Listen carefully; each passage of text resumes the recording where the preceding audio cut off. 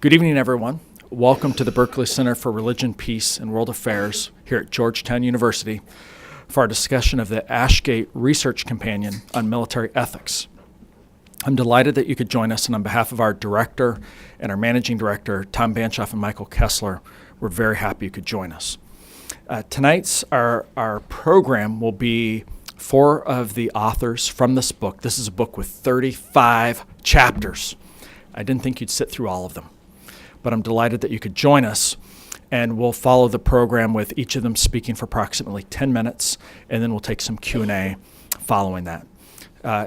We'll have kind of a relaxed atmosphere, but what we'll do is we'll save the questions and answers until we've heard from all of the speakers, okay? Let me introduce each of the speakers right now, and then we'll go directly to the book. First, we'll hear from the lead editor on this project, James Turner Johnson, Distinguished Professor of Religion at Rutgers University. Jim is the author or editor of a dozen books. He's the best known and accomplished just war historian in the world, and it's a delight to have him with us tonight. Also, speaking tonight will be Professor Mary Manjikian, the Associate Dean of the School of Government at Regent University and a colleague of mine. We'll also hear from Keith Pavlischek. Keith is a retired Marine Corps colonel. He has a PhD in religious ethics. He currently works in private business, and he spent several years doing intelligence work in the Marine Corps uniform for the U.S. government. Yeah, some intelligent work and lots of intelligence work. I'd like to recognize one other person who's here with us tonight, and that is Ashgate Companion, who is one of the two graduate research assistants on this project and did a lot on the revisions and editing. So, Ashgate, we're delighted that you could join us. Well, with that, let me turn it over to our first speaker for tonight and one of the contributing editors to the book, Dr. James Turner Johnson.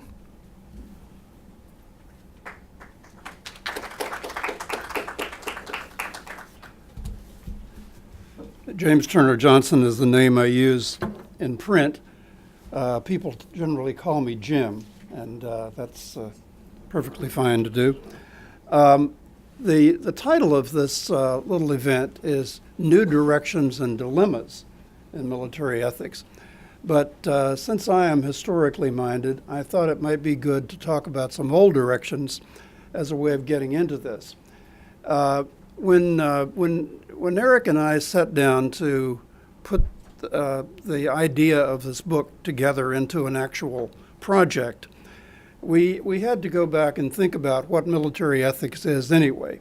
And the truth of the matter is that it turns out to be a very, very complicated subject. If you go back 40 or 50 years, if you go back to the 1950s, you don't have any moral discussion of war at all to speak of.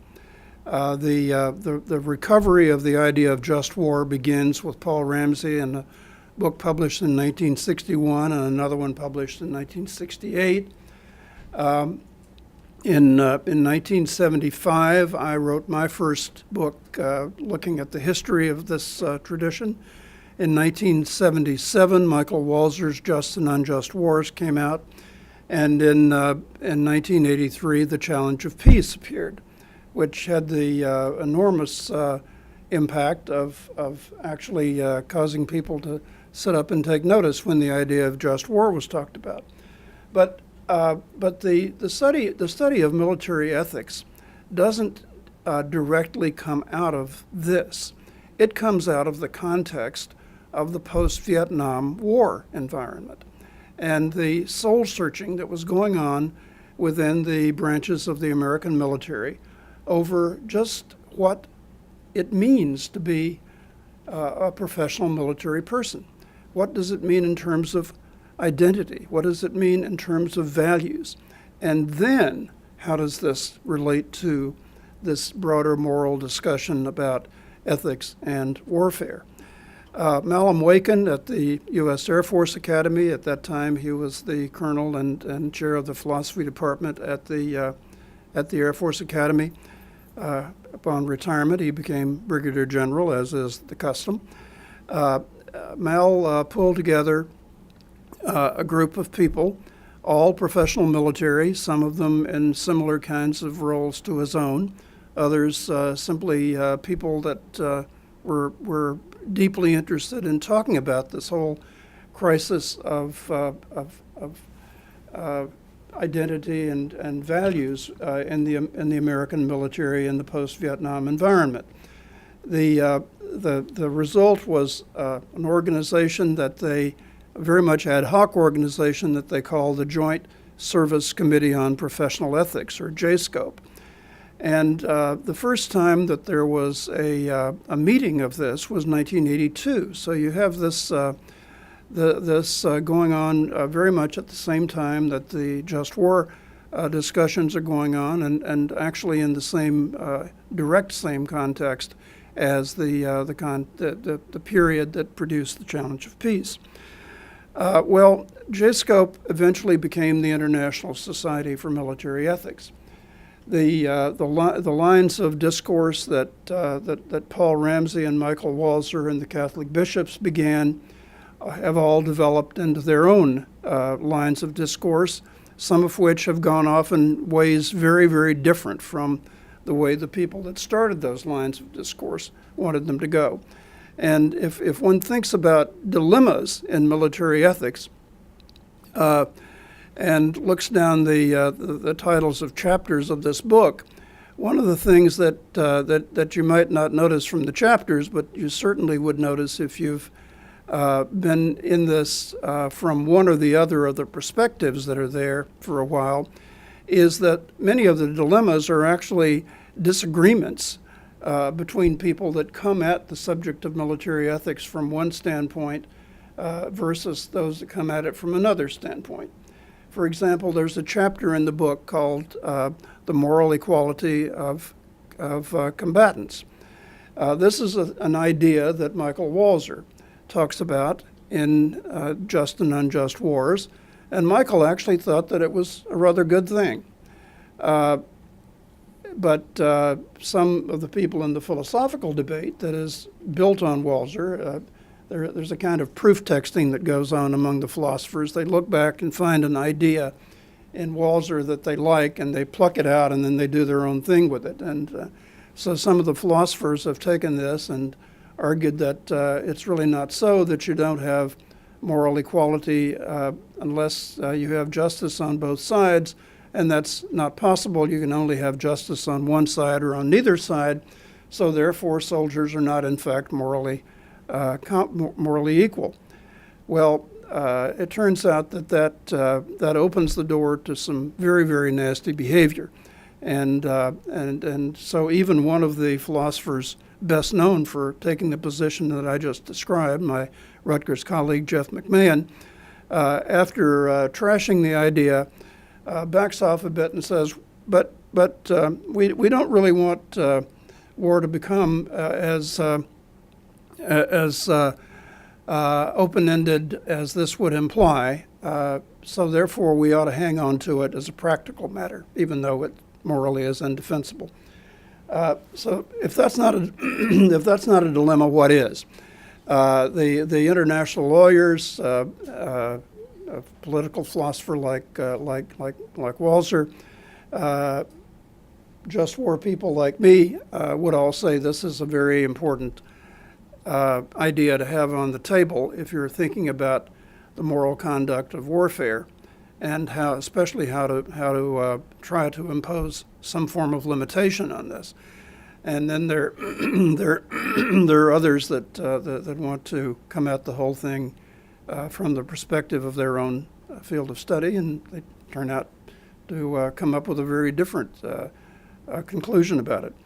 Well, such are the dilemmas that one runs into in any field that is as varied as this is. If you pick up one of the books that's lying around on the table and look through the chapters, you'll see that we have, as I suggested, just war people, we have political philosophers, we have other kinds of philosophers, we have international lawyers and domestic lawyers. We have people that have spent lifetimes as professional military officers in various service branches. We have, and at the end, you said you were going to mention it, but since you didn't, I will. At the end, we have 3 chapters that take comparative looks, because we thought it was important to have a vista on how other cultures come at the kinds of issues that we come at in this book from Western perspectives of all these different kinds.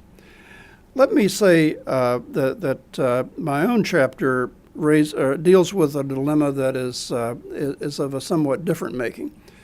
My chapter in the book, Eric and I shared the work of putting the book together and writing the intros to all the sections. But my chapter in the book has to do with the erosion of non-combatant immunity in asymmetric warfare. Contemporary warfare is not World War II all over again. Asymmetric warfare has become the name of the game. Warfare that involves kinds of combat that we had hoped had historically disappeared have come back to the fore and are deeply characteristic of the sorts of armed conflict we have today. And one of the results of this is that the protections that we have put in place historically in international law, in moral thinking, and in military training that aim at providing some semblance of protection to non-combatants or civilians, if you will, in harm's way or in the line of fire. These protections are being systematically eroded in the context of this new face of warfare. And so the real question is, how do we deal with this? Is it possible to deal with this? And that's what my chapter deals with. So there are some dilemmas that are simply presented to us by the subject matter. The subject matter being the subject of armed conflict or warfare. And the whole question of military ethics then has to do with trying to figure out, from the various perspectives that are represented by the chapter authors in this book, how to find ways of talking about ethics in this context. So I commend the book to you, and I hope you have a chance to look at it. And Eric has put on the table a flyer which we were sent by the publisher Ashgate. Those of you who are familiar with Ashgate know that they generally charge an arm and a leg for their books. But we have, with this flyer, the possibility of your getting one for either an arm or a leg, which is a major advantage. And so I commend it to all of you. Thanks.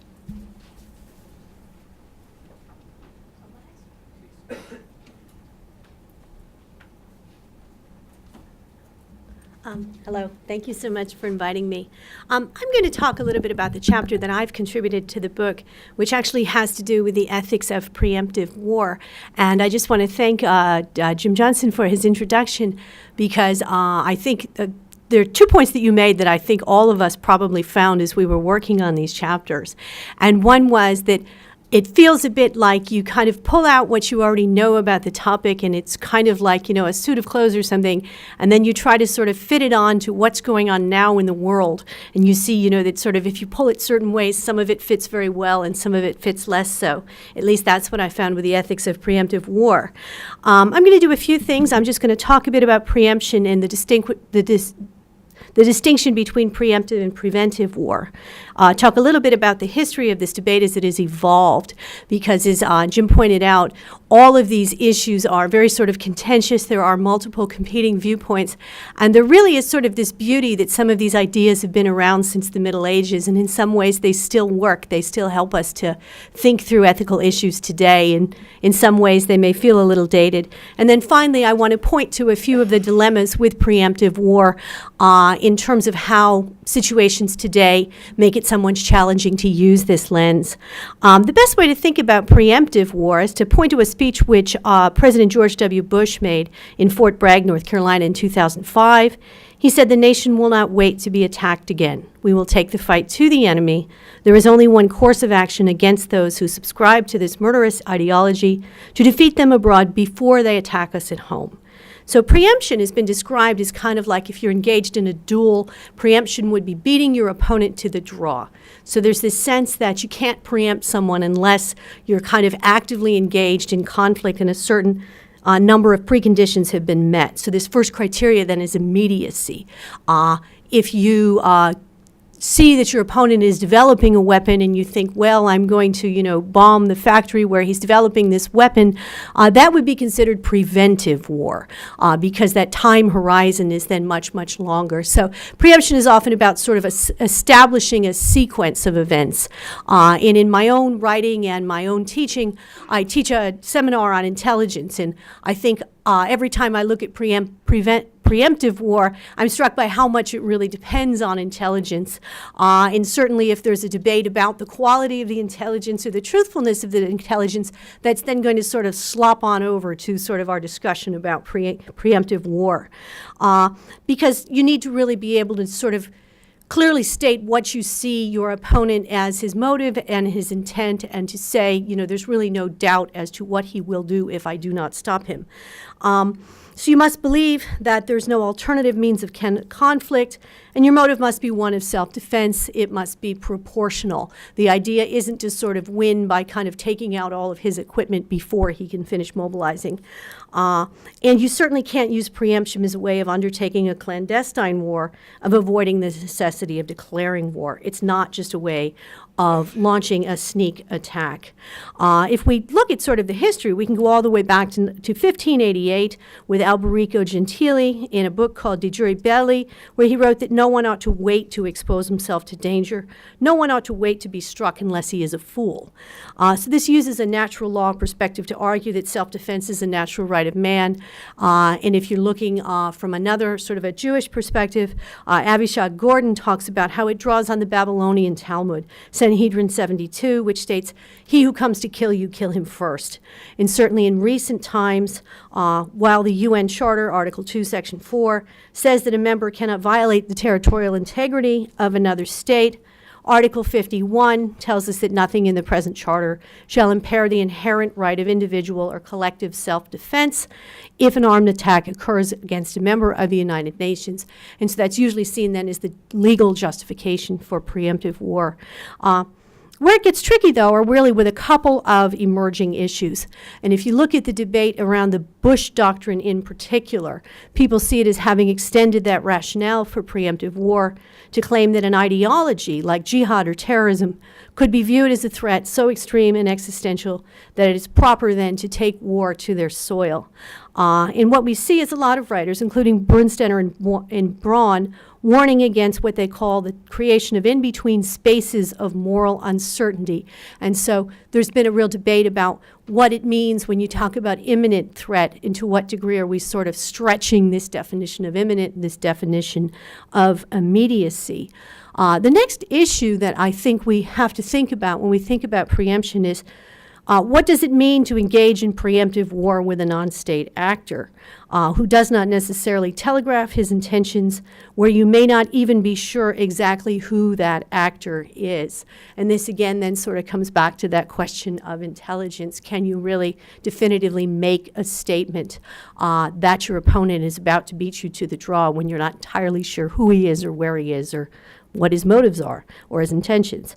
And I think what's interesting is previously all of our arguments about preemption have really been sort of temporal arguments about the sequence, who did what first. But as I began to look at this literature, once we start to talk about things like taking your fight to the enemy, to some degree it becomes as much really about geography as it becomes about time. And so I think that's kind of an interesting sort of new direction in these debates. And as we were just talking prior to this discussion, new technologies like drones are posing new challenges. And the question becomes, is wiping out an opponent using a drone merely a way of reacting in anticipatory self-defense using preemption, Or is it really a stretching of the bounds of war and military conflict? And the term that I often find myself using is kind of fuzzy war that doesn't have really clear edges. And so it's difficult to establish that temporal sequence of events in that fuzzy environment. And finally, I'm particularly interested in how we apply these ideas about preemption to the cyber arena, when it is not always clear who it is attacked. And when you think about something like a zero-day exploit, you have no idea when you actually were attacked until it finally blooms on your computer or your mainframe and starts to wipe things out. And so I'm not really even sure what it would mean to preempt your opponent in a situation where it's so difficult to establish that timeline ahead of time. And so I think those are going to be sort of the interesting dilemmas that we're going to be faced with in the future. And so it really becomes a question of how well this sort of over 500, almost 500-year-old doctrine has sort of weathered the test of time. Thank you.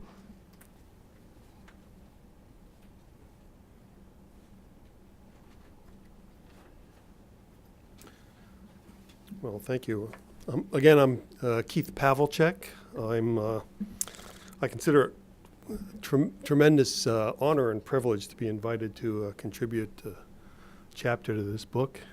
And I thank Eric and particularly Jim Johnson for inviting me to do that. I started looking real hard at the just war tradition when I actually started teaching. Actually started teaching before I'd completed my graduate work, and it wasn't in just war theory. It was in religious ethics and moral theology and moral philosophy. But in teaching an introductory ethics course back in the early 90s, I had a section on just war, and it was actually, I think, I didn't use Mel Wakin's textbook, but a lot of the readings out of that book he had that Jim had mentioned that really got me started. And I will tell you that in 1990, I was teaching this introductory ethics course, and I was teaching it as a course in moral philosophy with case studies, and just war was one of the case studies. And I will tell you that I was teaching the just war section, and it was the last section that I had before being my Marine Infantry Regiment, where I was the intel officer and got called up and got sent to Camp Pendleton on the way to Saudi Arabia. So that was just before Thanksgiving. I got the call and landed in Saudi Arabia at Al Jubail Air Base on Christmas morning in 1990. And these abstract and academic questions became very real very fast. And actually I've spent a great deal of time since then trying to drill down on some of these questions. And I will tell you that everybody, if you're really interested in questions, just get every book that this guy's written and read them carefully, because I can tell you that there are some authors that you'll have an intuition, and it will illuminate that intuition, and all of a sudden you say, yes, okay, now I get it. And that's the kind of work that Jim has done. It's been so valuable. I was asked to write on asymmetric warfare and special problems related to asymmetric warfare and terrorism. And you have to start somewhere with such things. And I thought a good place to start was the American Civil War, which is kind of counterintuitive because it was pretty much a conventional conflict, right? And so you would think that if you're going to start talking about asymmetric warfare, that wouldn't be the best place to start, except General Halleck, who was the general of the Army, had a question, and he wanted to know what do you do with these irregulars that were running around without uniforms, attacking Union soldiers and facilities and such. And so he called up some moral philosopher named Francis Lieber and To make a long story short, his answer found its way in General Orders 100, so-called Lieber Code of 1863. And in a sense, the passage I'm going to read you everything on asymmetric warfare since then is a footnote to this little passage. The Lieber Code: men or squads of men who commit hostilities, whether by fighting or inroads for destruction or plunder, or by raids of any kind, without commission, without being part and portion of the organized hostile army, and without sharing continuously in the war, but who do so with intermitting returns to their homes and avocations, or with the occasional assumption of the semblance of peaceful pursuits. Okay, so they divest themselves of the appearance or character of soldiers. Such men or squads of men are not public enemies, and therefore, if captured, they're not to be treated as prisoners of war, but rather as highway robbers or pirates. Okay, and what happened to highway robbers and pirates? Well, they got hung by the nearest tree with a high branch. So the problems associated with this passage continue to vex military ethicists, debating issues related to contemporary proposals that would grant non-combatant status to civilians these days, who participate in asymmetrical conflicts on a sporadic basis. Now, the Lieber Code was the germ, and the ideas here that there would be disincentives for people who behave like this, and there would be incentives for those who did not. So the Fourth Hague Convention of 1907 thought it would be a sufficient incentive for irregular rebel forces to be commanded by a person responsible for his subordinates, okay, so that these folks would answer to a regular military command, to wear an identifiable insignia or uniform recognizable at a distance. Why? Because it was to distinguish them from civilians. It was a very important civilian protective standard. To carry arms openly, and to conduct operations in accordance with the laws and customs of war. This was designed to bring under control unruly militias, independent of national armies, which participated in otherwise conventional war. In 1947, prisoner of war status was granted to organized resistance movements abiding by those same standards. Okay, that was a significant development. So, revolutionary movements. Now, what is the great moral issue that we're dealing with here? Here there's got to be a fundamental distinction between insurgent type tactics and terrorist tactics. There's an important analytic distinction, but I'll say something about why in practice it may not be as distinct as it's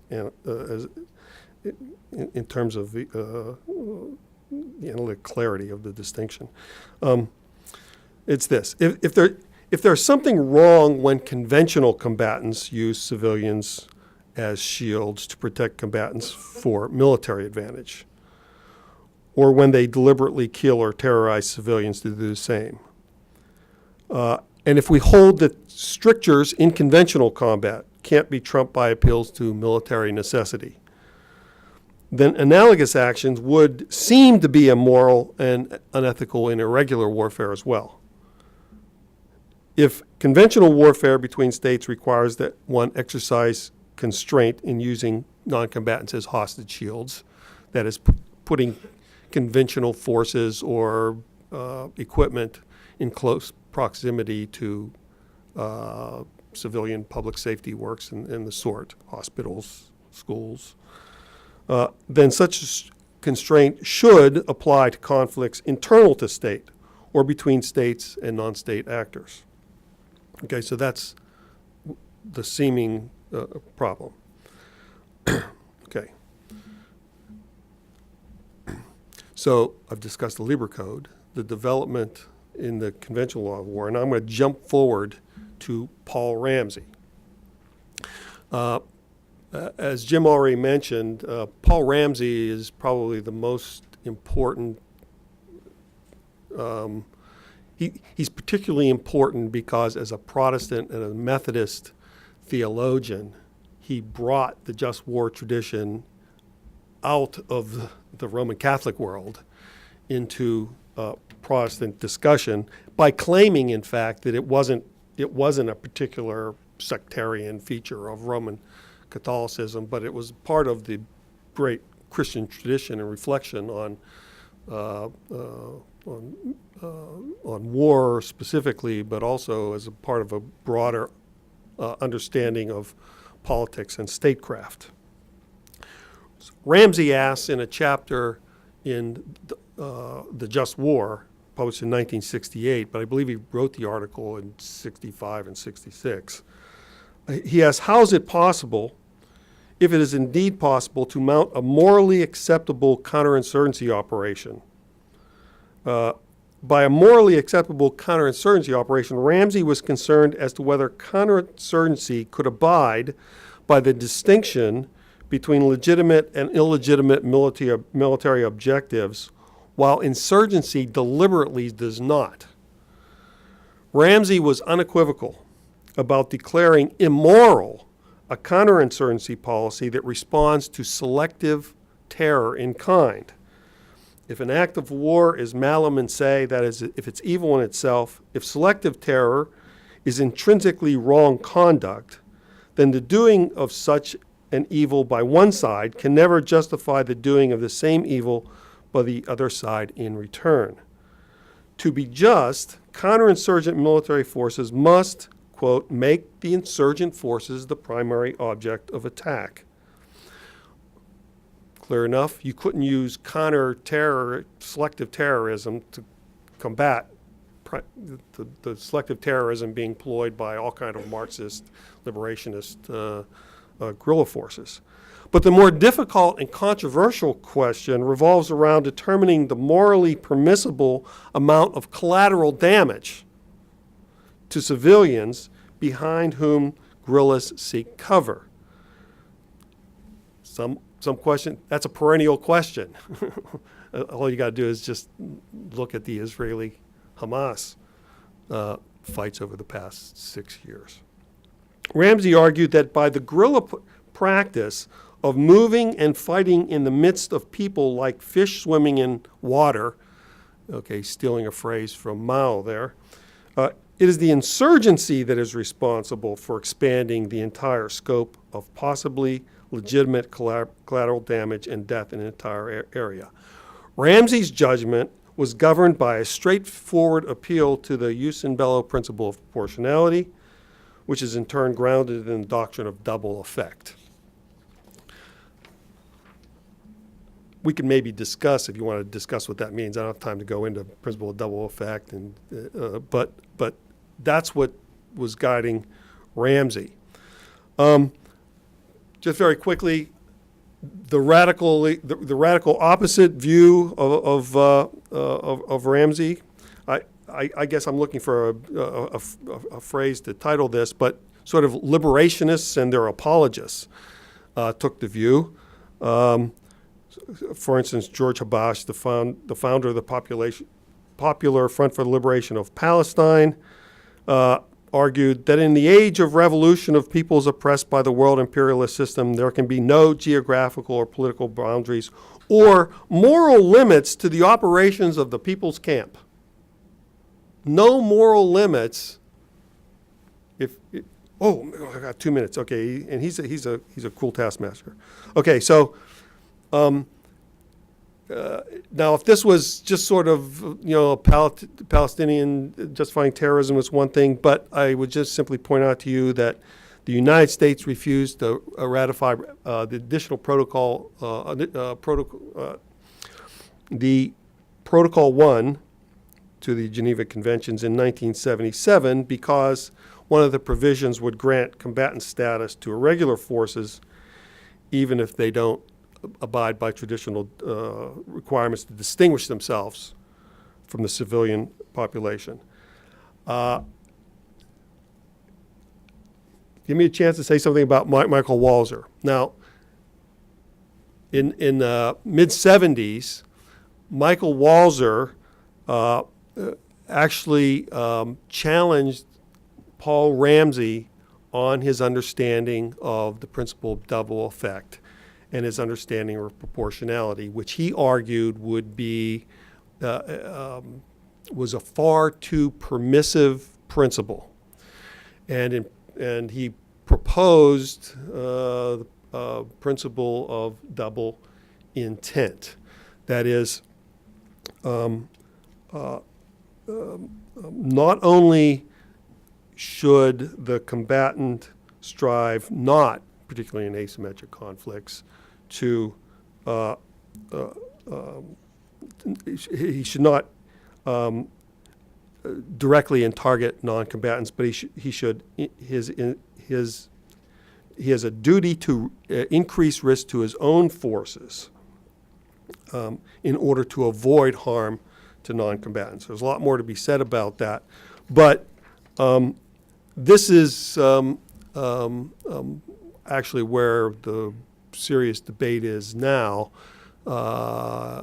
in terms of the civilian protective standards. And there's been a considerable amount of literature of late that has been challenging Walzer's less permissive doctrine, quite simply because it seems as though, or some of the arguments are, and I made this argument as well, it seems to provide an incentive for bad actors to engage in the very hostage shield tactics, and indeed terrorism that the more permissive standard was designed to counter. So, thanks.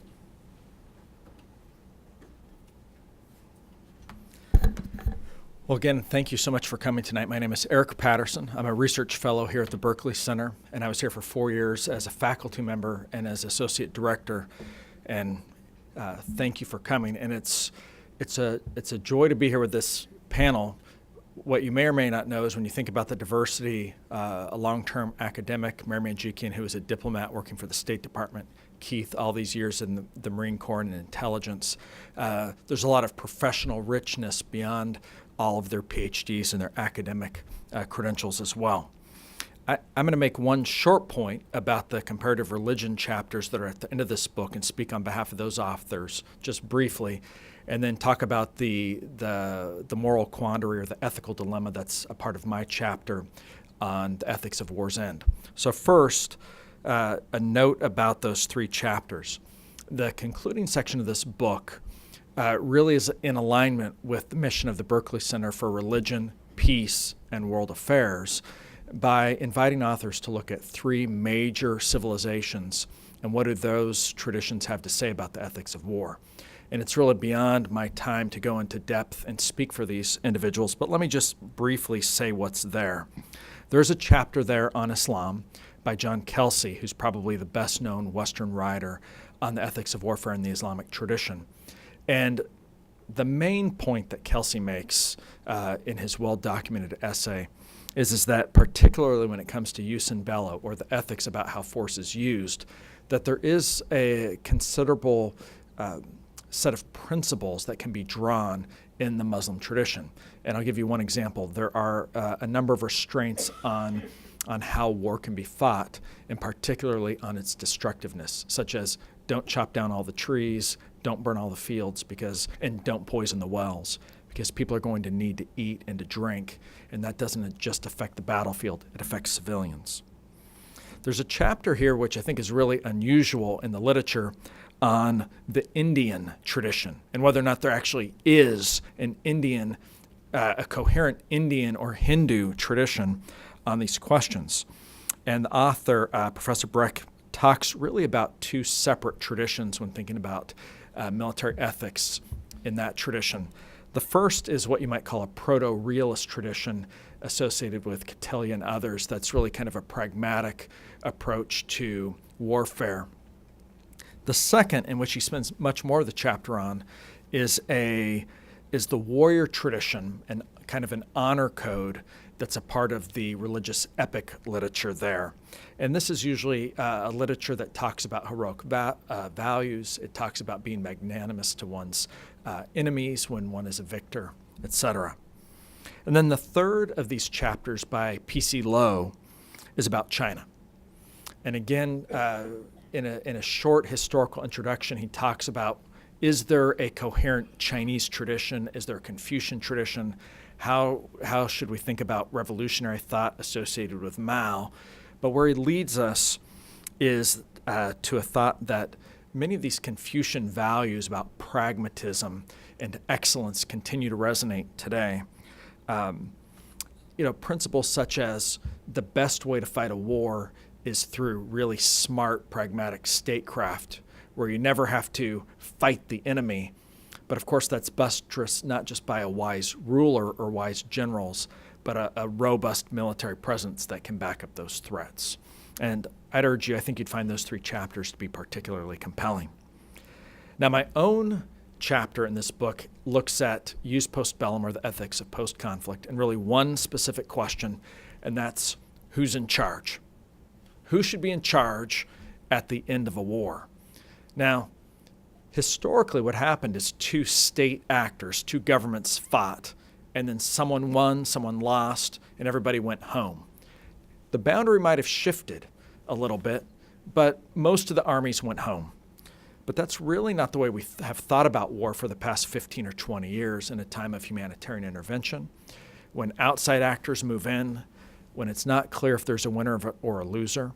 I think about two African wars in specific, one that had 3 different sides, the other one that originally had 5 different sides, and they create these coalitions. And who wins? Who wins if it's a blue helmeted UN intervention? And so there's a lot of actors. What do you do in the case of a failed state when there's no real winner? In fact, no one wants to hold the bag. And here at Georgetown 5 years ago this month, we had a conference on use postbellum issues. And this famous just war thinker, Michael Walzer, spent quite a bit of his talk, which is available as a video on the Berkley Center website, speaking about who's going to be responsible at the end of an intervention. And he talked quite a bit about the pragmatic view of a government like the Chinese, who say, we're not going to intervene. And the reason that we're not going to intervene is because we don't want to be associated with the costs on the back end. You Westerners, you pay those billions of dollars of reconstruction monies. And so there's quite a few issues to think about.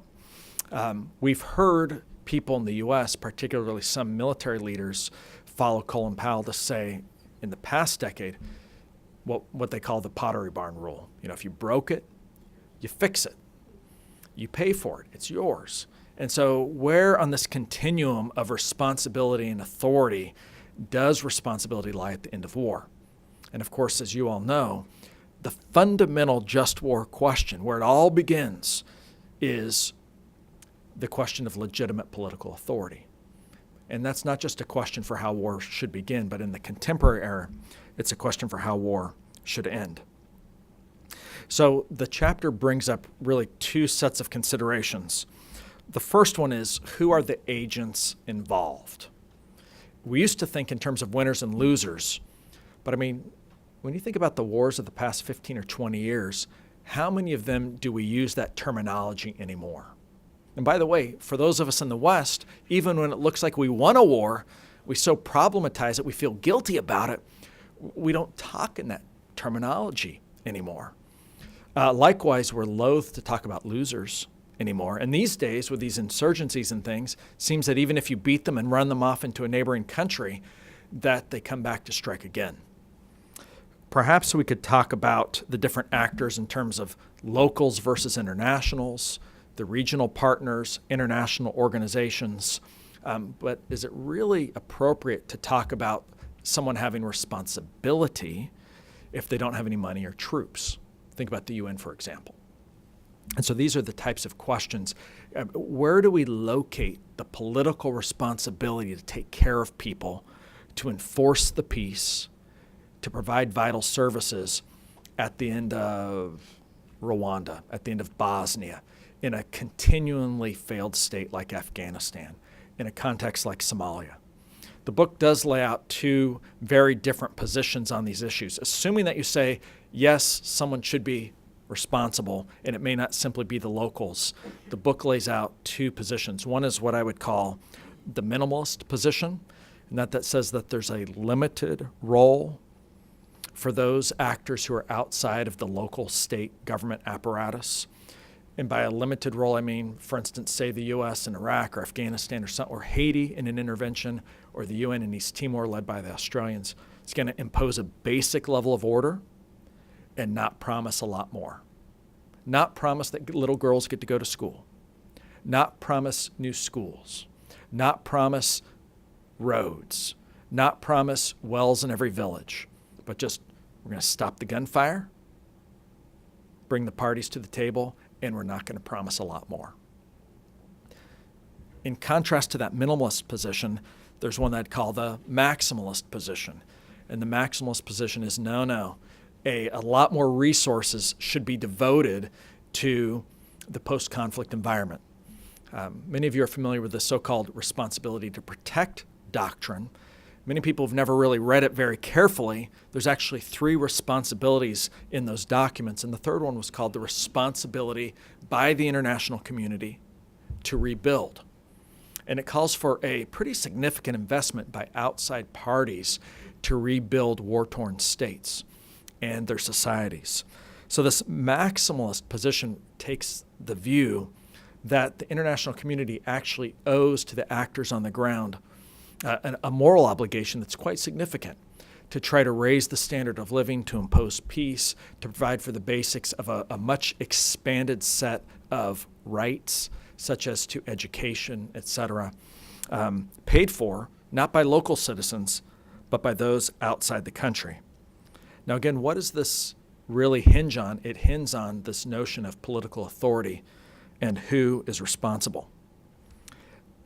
Let me make one last point, and then we'll turn over to the Q&A, about a little theme that is in all 4 of the presentations that you've heard tonight, and it's found in my chapter, and that is the particular dilemma that elected leaders have in these situations.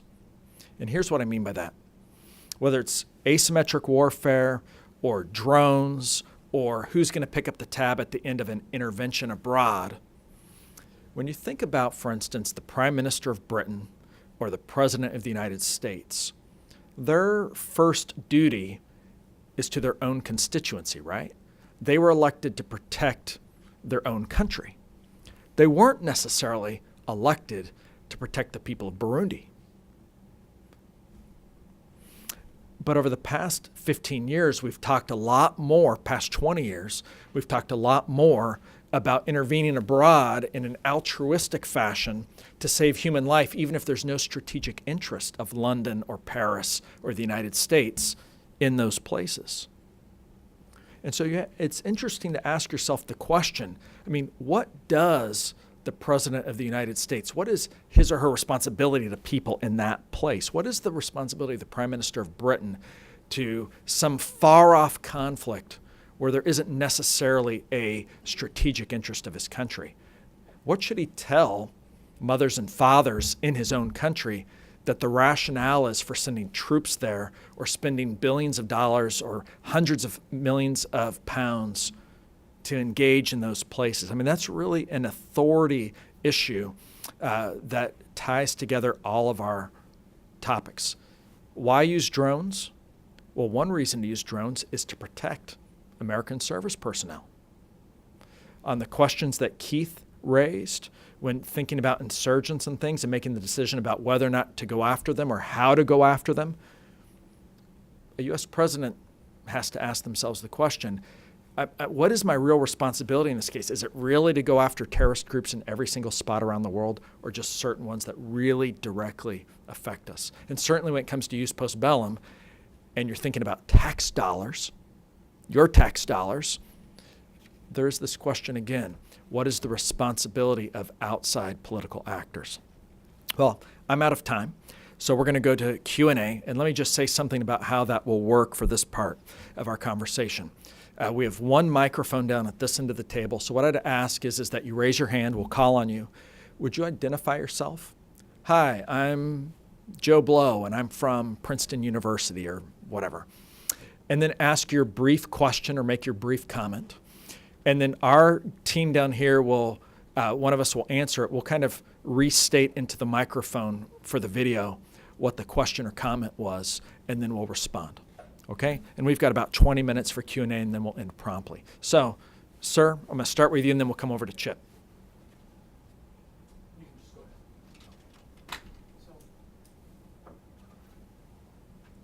My quick question has to do with how do you believe that in our lifetime we will see some type of robotic ground troops, since it seems to be a popular theme in Hollywood, as has been for the last decade. Now with this movie Chappie, naturally my point is that. The question was about robotic warfare and if we'll see that in our lifetime. And I would say that Dr. Manjikian or Dr. Pavlischek is probably the right one to answer that. I have been curious about some of these questions, there are people at MIT who are working on whether or not you can teach robotic warriors ethics, which is kind of a strange question, but essentially what they're doing is they're looking at it in terms of, can you teach a machine to calculate? Could you teach a machine to calculate the costs versus the benefits? Could you teach a machine to then calculate the risks? And I would think the fact that we're starting to ask these kinds of questions, personally I would answer most of those in the negative. And a lot of people say, well, that isn't really what most of us mean by ethics, is just kind of performing a mathematical operation. But the fact that we're asking those questions, I think, suggests that, you know, it's not outside the realm of possibility, that we're thinking along those lines. Let me commend to you Chapter 16 by Jim Cook, who is the current head of the philosophy department at Air Force Academy. The ethics of autonomous unmanned aerial vehicles. He's talking specifically about aerial robots at this point, but notice that word autonomous. This is a very interesting discussion of the debate that is going on among policy people, among military people, among folks in the civilian world that are thinking about all this.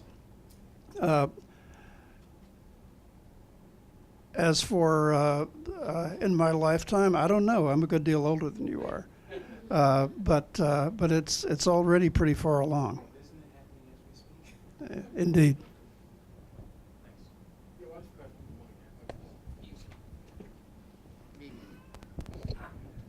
I'm Chip House from the Alliance for Peace Building, and a guy for you to pay attention to is Patrick Meyer, who's written a book called Digital Humanists, and he talks about peaceful uses of drones, but that's not my question.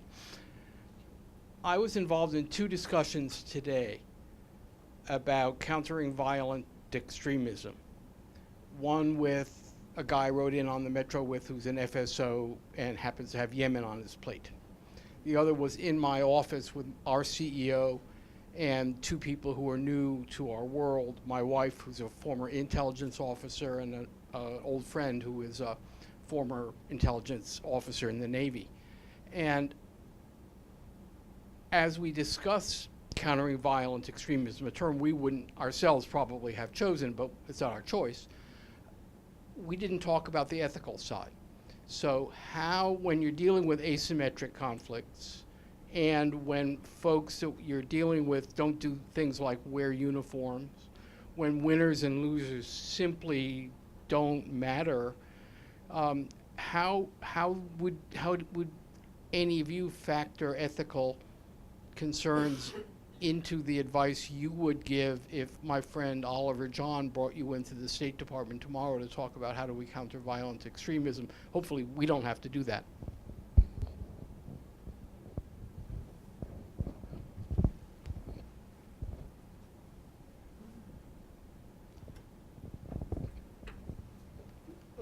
Let me put this in the context of. Speaking to the mic, Keith. Yeah, thanks. It was interesting what we saw in the 20th century. As long as, and what we're seeing, what we saw in the literature, there was a great deal of sympathy in the 20th century for wars of national liberation, okay? And because of that sympathy, the ad bellum question, there was a tendency to relax those civilian protective standards that, for instance, that became articulated in the Geneva Conventions and sort that I discussed in my brief remarks. And I think it also accounts for why Michael Walzer, who I think is very good on this, well, for the most part, because he doesn't go as far as completely justifying and once justifying in the way that Habash did and some of these other folks, that he doesn't want to just allow room for selective terror either. But it was also the motivation for Walzer being not sympathetic, wanting to make it a little more difficult for the dominant powers to attack insurgents and not merely resort to claims of proportionality when it comes to unintended harm to civilians. So he ratcheted it up. You have to intend not to harm people. Okay, so as long as you're sympathetic to Marxist movements of national liberation, that's one thing. But now what happens in the 21st century when the actors, you're not so sympathetic to a bunch of crazy extreme right-wing terrorists, Islamic terrorists is what we're talking about here, right? And in fact, this is, what we're seeing is a very interesting debate between Michael Walzer and those who have managed to stay to the left of him, and he's a democratic socialist, right, over this issue. Now, strictly speaking, it shouldn't matter, right? These jus in bello questions of how you counter insurgents shouldn't matter whether they're, Marxist, Maoist inspired or whatever, or Islamic terrorists. The jus in bello criteria should apply across the board. But I think I'm just simply trying to answer your question by saying now people are taking another look at it because it's very hard for people to be sympathetic to the kind of, what's the term?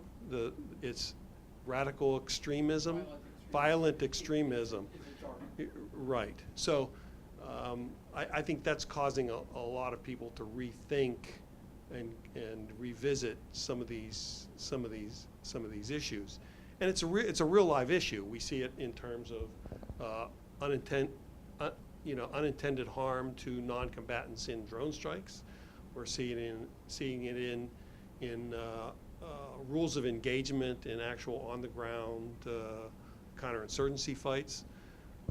And so it's a very live issue. And we're seeing a reaction to that kind of the duty to protect among some international lawyers that are pointing out that, if you don't let us attack those who are employing hostage shield tactics, what do you get? You get more hostage shield tactics. If you don't let us attack directly and intentionally terrorists, even if there are unintended casualties, what do you get? You get more terrorism. So I think these questions are now. I would start out by saying this really isn't a problem for military ethics. This is a problem for policy. And so it takes us way outside the scope of our talk and way outside the scope of this book.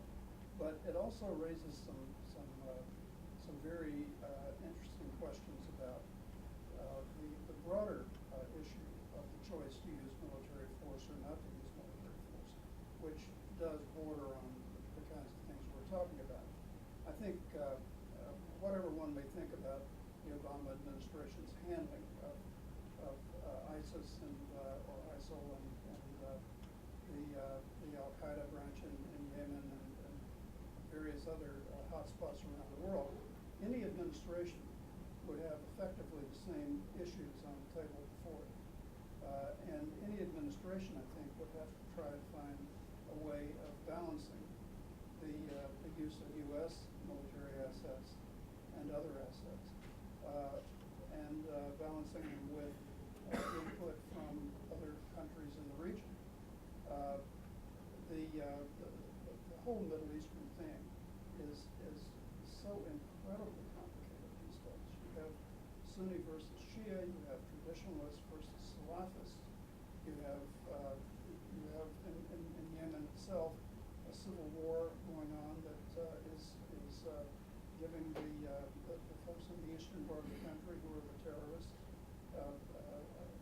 more freedom to operate, and it's this kind of thing that is in traditional language about choice to go to war is so hairy that the traditional terminology for this Into cultural imperialism, and there's at least two chapters that this book really, as Jim said, really has this focus on kind of a narrow form of military ethics. But there's quite a bit in two of the chapters, mine and another one, on this point. And so let me say two things. The first one is that the primary interest of an involvement in a society like that, Afghanistan, Iraq, et cetera, for the U.S. has been, these weren't places that we were just lounging by the pool thinking, oh, what can we do tomorrow? There was a very specific threat towards the United States, an attack or something of that nature that caused the involvement. And so there's quite a bit of responsibility on the U.S. government to protect its own people and to act in a way that neutralizes those threats down the road. Now, I'm not going to wander too far into the cultural imperialism thing other than to say this, and that is almost every country in the world, including the places like Saudi Arabia, Afghanistan, Iraq, Iran, et cetera, have actually signed on to a number of conventions that say that they're going to have a high standard of treatment of their people, human rights, international religious freedom, et cetera, et cetera, et cetera. As signatories to the UN Charter, they've made a commitment to not allow their own citizens or people within their territory to destabilize their own region, to cross their borders, to attack others. So, when one of those regions either becomes a failed state or it has stateless spaces that are beyond its control,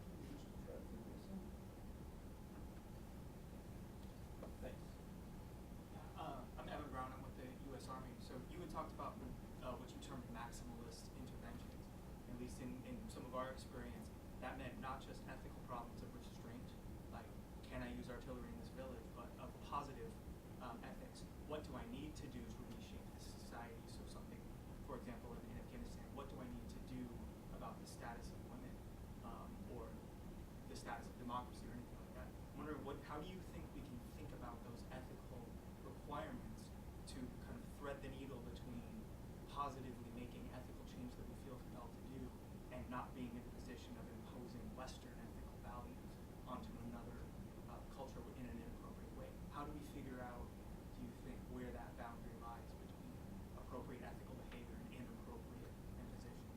yeah, if you couldn't hear the question, I don't think it would. There we go. If you couldn't hear the question was about, on the one hand, what needs to happen on the battlefield in these late conflict or post-conflict environments, and second is where does kind of this Western approach venture into cultural imperialism? And there's at least 2 chapters that, this book really, as Jim said, really has this focus on kind of a narrow form of military ethics. But there's quite a bit in 2 of the chapters, mine and another one, on this point. And so let me say 2 things. The first one is that the primary interest of an involvement in a society like that, Afghanistan, Iraq, et cetera, for the U.S. has been, these weren't places that we were just lounging by the pool thinking, oh, what can we do tomorrow? There was a very specific threat towards the United States, an attack or something of that nature that caused the involvement. And so there's quite a bit of responsibility on the U.S. government to protect its own people and to act in a way that neutralizes those threats down the road.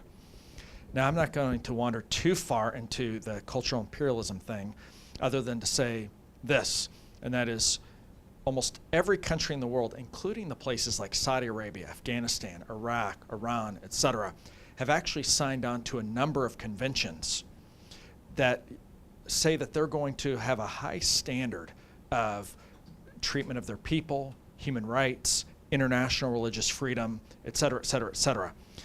As signatories to the UN Charter, they've made a commitment to not allow their own citizens or people within their territory to destabilize their own region, to cross their borders, to attack others.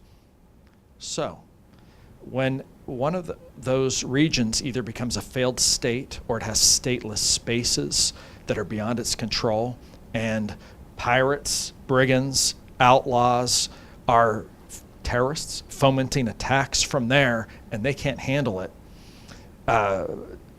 it's part of customary international law that other states can take action there. And it is perfectly within the responsibilities of other powers to say, hey, you promised on this. You need to live up to your promises, and if you won't, we're going to call you out on that.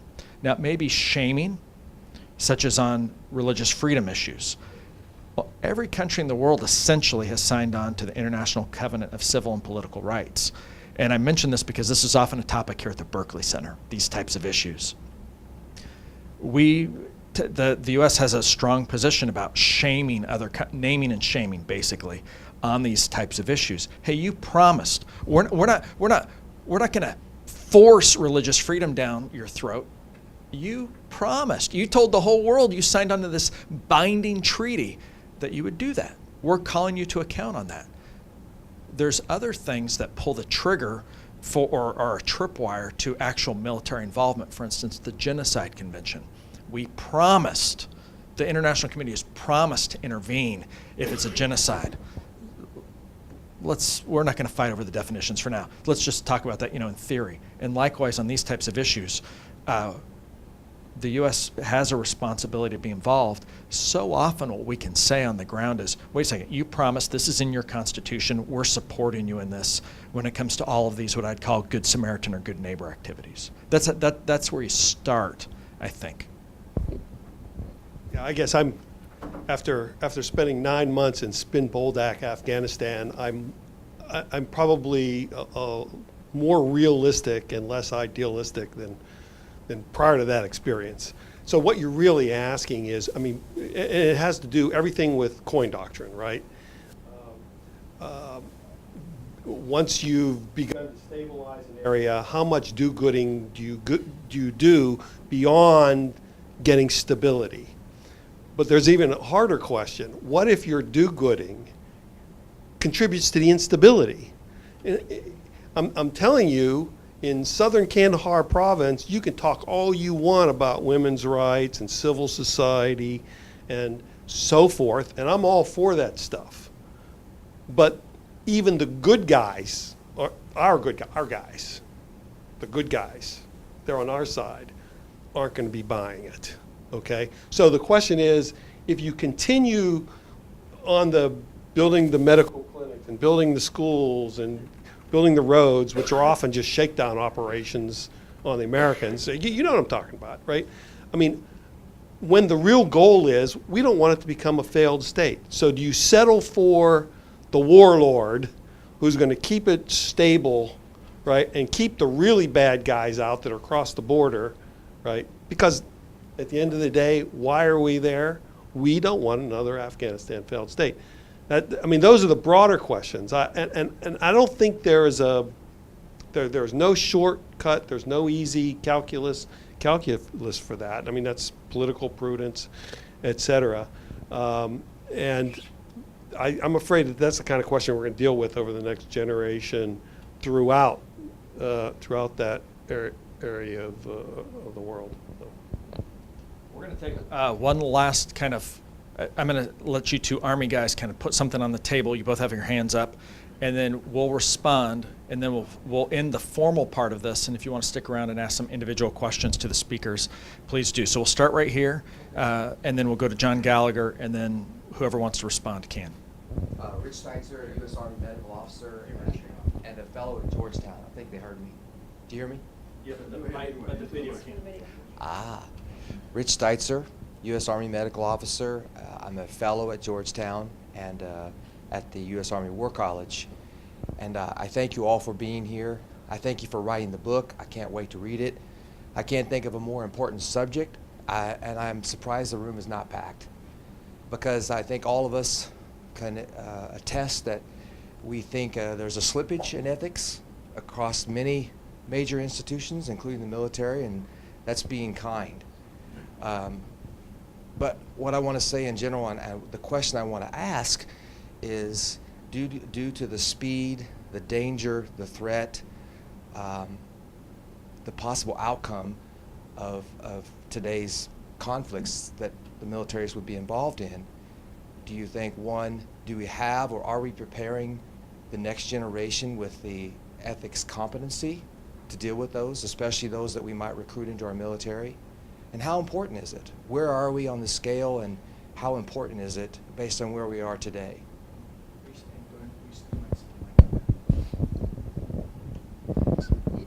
Hi, John Gallagher, a member of the Joint Staff at the Pentagon. Thank you all for your comments. I just wanted to make one comment on point regarding the Graham Wood article in The Atlantic. I would commend you all to listen to a 15-minute debate that he has on interfaith.org, I think it is, with a Muslim theologian. And what he at least attempts to do is differentiate between making the claim that ISIS is Islamic, very Islamic, and sort of trying to articulate how they anchor their sort of ideo-religious worldview. And if you don't acknowledge the anchoring, you're left with labels like nihilists or psychopaths, which, if they're merely nihilists or psychopaths and without that anchoring or that painstaking weaving into an established world religion, they don't get a single recruit willing to travel, fight, kill, and die, and engage in sort of boundaryless warfare on their behalf. So we have to acknowledge this characteristic of the organization, and speaking now a practitioner inside the Pentagon, and yet at the same time we know any acknowledgement of an Islamic anchoring of this threat in its worldview actually could spill over into how we define the vast majority of the Muslim world and create adversaries out of non-adversaries. And so there's this strange no man's land, and we're having a hard time finding it.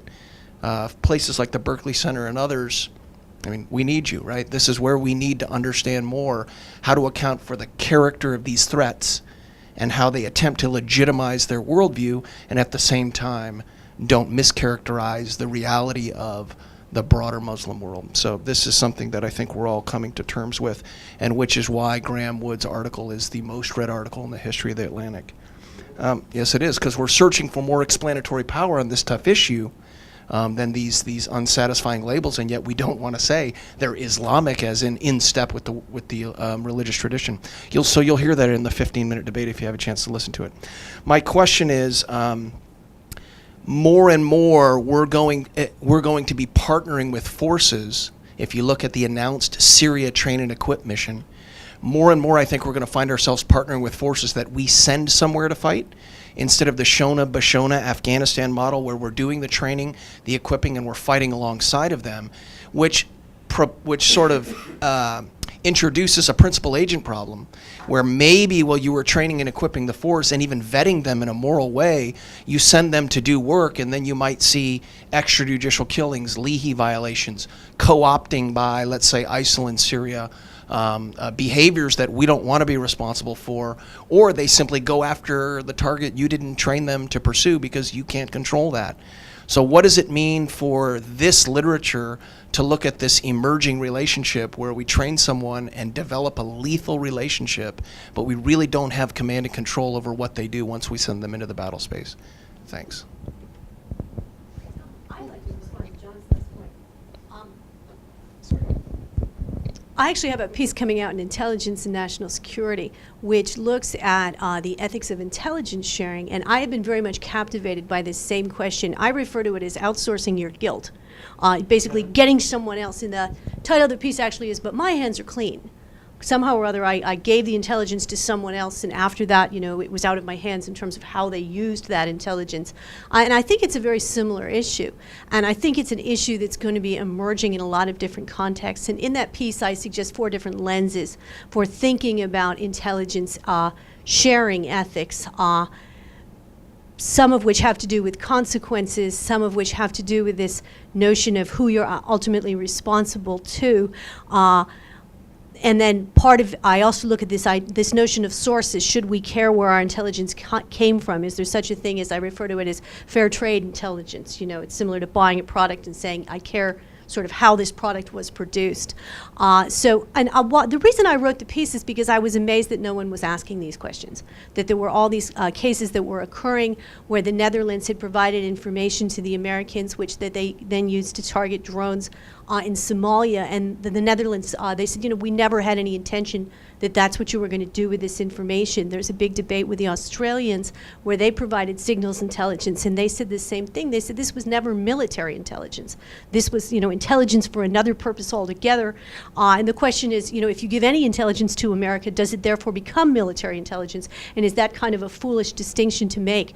But as I began looking into these issues, I was amazed that no one else was asking these questions. And I think that this question of how we outsource our guilt and sort of whether or not we still own it, I think it's really kind of going to be a fascinating topic for people to delve into, because there's really nothing written about it that I've found.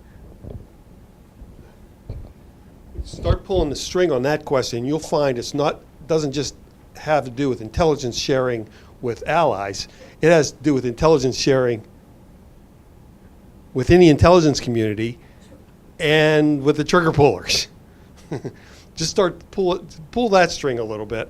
And I shouldn't say any more about that, but there may not be a lot written on it, but there's a lot of thinking about that. And behind available to the average layman. Well, of course not. but that whole intelligence sharing business has been a very important topic for the past, at least decade and a half. But keep pulling the string on that one. To your question, are 2 distinct questions. One is, what is the state of military ethics within the military profession? And I think it's pretty good. It's taught at the academies, the war colleges, PME up and down.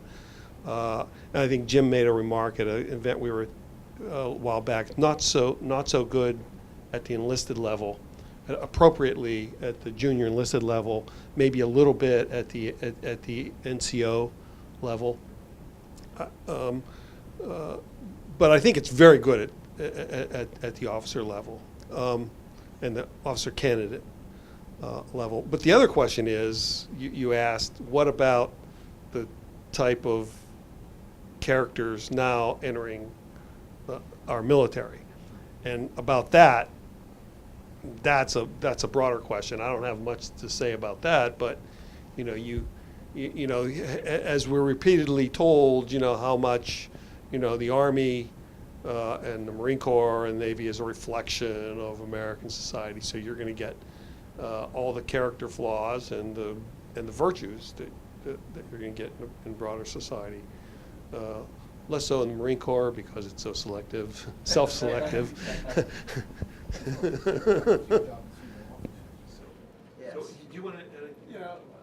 let me just pick up on what is this on.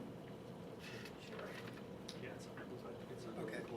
Just pick up on what Keith was saying about the ethics education in the military. For a long time, it was something that was done at the academies and at the war colleges, and it wasn't done. If you got out of the academy, whichever one it was, and you made it to 05 or 06, then you came back into it. But there wasn't anything about it in between there.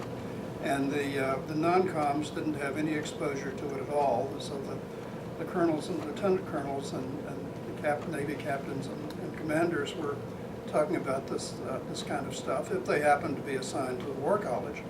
But if they were just out and doing their line duties, maybe not. And the folks with stripes on their arms instead of bars and other things on their shoulders didn't have any inclination, any reason to be doing this at all. Now I think that has been changing, and I think that you're getting a more pervasive effort to keep the conversation going at all levels, both of the officers and extending it downwards into the non-commissioned ranks. But that's something that has only been developing as time goes on. The thing is that to really be able to talk about the kinds of things that are talked about in this book with any common sense requires deep immersion into it. I remember a conversation, well, it was actually a panel at a conference at the Naval War College some years ago, where the subject of trying to avoid harm to non-combatants came up. And the two people that were most stringently arguing that it was utterly important not to directly target non-combatants were a former wing commander for B-52s and a former boomer commander, naval nuclear submarine commander. And the two people that were arguing, oh, no, we don't need to worry about this, were people that had had no command responsibility whatsoever of that sort in their own experience. And I think this was very telling because the experience of having to make decisions where not only your life and the lives of those that you're directly responsible for hinge on this, but also the lives of others, is deeply embedded in the whole arena of the discussion of military ethics. And if we stray too far from that, I think the train goes off the tracks. I was talking with Michael Walzer last year at a conference we were both at, and we got on the subject of our mutual dislike for a lot of what goes on in the philosophical debate over just war. And his comment was, they're much more interested in philosophy than they are in war. You've got to be interested in war to be able to talk about this kind of stuff intelligently. Now, that said, we didn't talk about everything that could have been talked about here. I used to joke that I wrote my second Just War book to correct all the mistakes I'd made in the first one, and I wrote the third one because there were still things I hadn't talked about in the first two, and so forth and so on. So it turns out to be a lifetime task, and that's also the case here. But that's not to say these essays are not important as windows on the state of the art. But it is also a way of reminding us that this is a conversation that has to keep continuing. I just want to add a point, just real quickly, about why it's so important to get this right at the enlisted and NCO level.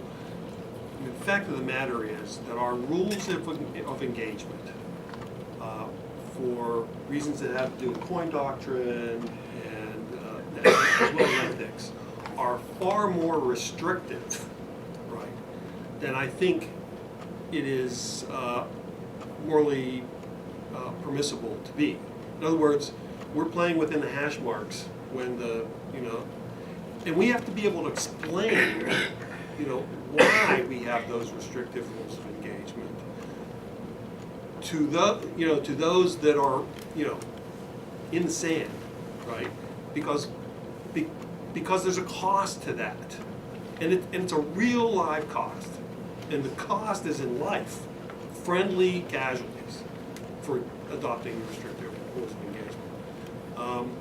And I think we have to be honest with those young Marines and those troopers to try to explain to them, the source of the rules of engagement, why these are more stricter than they even need to be. And if we can't do that, then we gotta really look into the mirror. So.